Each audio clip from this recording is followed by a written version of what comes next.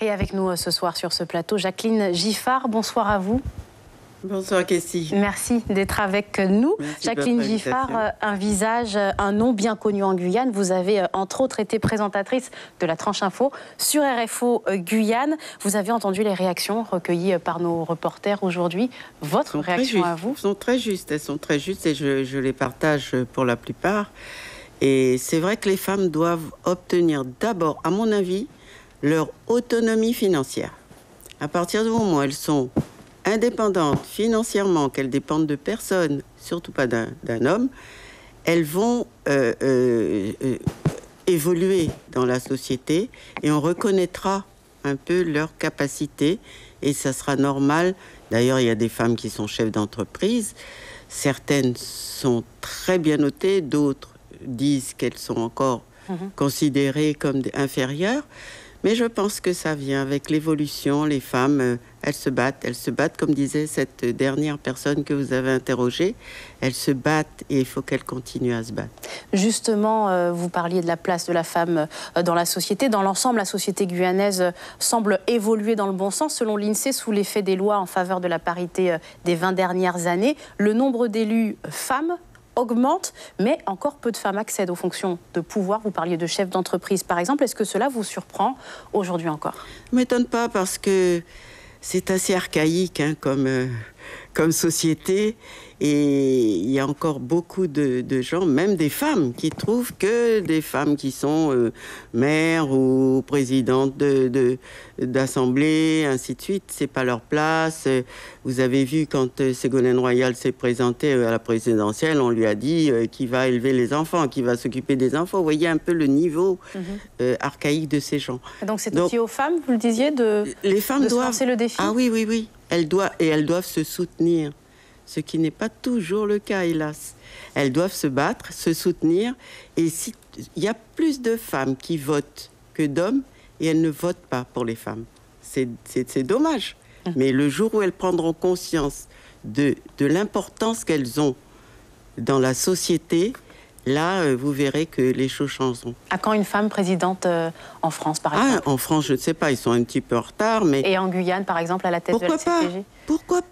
Pourquoi pas, si elle a les capacités, si elle a les compétences, si les autres femmes la reconnaissent, si les hommes acceptent, parce qu'il y a des hommes féministes aussi, il faut le dire. Hein. On en a entendu quelques-uns dans le reportage. Ah oui, il y en a quelques-uns qui sont... Il y en a beaucoup plus qu'on ne le pense. Hein. Beaucoup sont féministes. Et les jeunes en particulier comprennent que...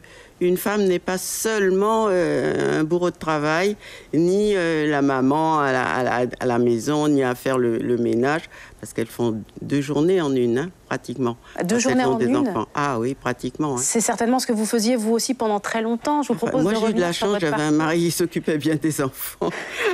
Vous avez eu cette chance, mais je vous propose de revenir un peu sur votre parcours. Vous êtes donc journaliste, vous avez, je vous le disais, présenté le journal de RFO dans les années 80, mais vous avez aussi été rédactrice en chef, vous avez fondé également les Oyampi, groupe de chant et danse traditionnel. Pas un groupe, un ballet d'inspiration, j'y tiens, un ballet d'inspiration folklorique. Un ballet d'inspiration folklorique. Qu'à partir du folklore de base, nous avons créé un ballet en gardant tous les éléments de base, mais en améliorant et la chorégraphie, et les chants, et les danses, et la musique. Et Sylviane Sédia en faisait partie?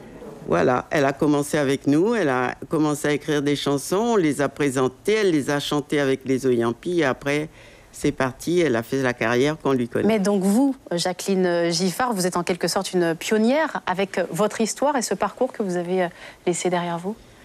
Je ne sais pas si je suis une pionnière, je ne sais pas s'il y a une histoire. Enfin, moi, je n'étais pas destinée à faire du journalisme. En fait, j'ai changé de métier. Moi, j'étais diplômée de l'École supérieure de chimie de Paris. Ah oui. J'ai fait de la recherche. Et quand je suis arrivée en Guyane dans les années 60, en fin des années 60, je n'ai pas trouvé de travail, je n'ai pas trouvé de poste, j'étais au chômage. Donc, qu'est-ce qu'il faut faire? Eh bien, il n'y avait rien d'autre. Il fallait... changer de métier. L'ORTF, à l'époque, nous ouvrait les portes. Première femme, première voix de femme, parce qu'il n'y avait que des hommes. Et j'étais là avec Anastasie Bourquin. Nous avons été les 2 premières femmes à présenter des émissions et le journal.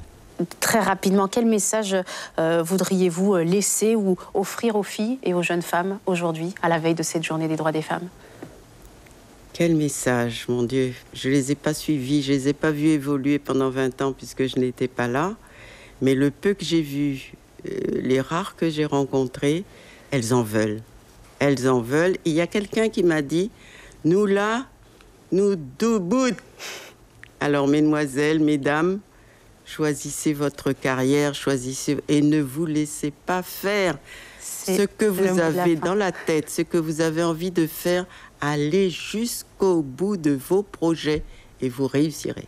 Message que nous retiendrons. Merci beaucoup, Jacqueline Giffard, d'avoir été avec nous ce soir. Je rappelle simplement que vous êtes la marraine d'une soirée organisée demain soir à l'Ancre, Femmes de Culture. Elles seront 11 à être récompensées. Et peut-être vous, on ne sait pas. Merci d'avoir été avec nous. Suivez l'info sur Guyana Première, télé, radio et Internet.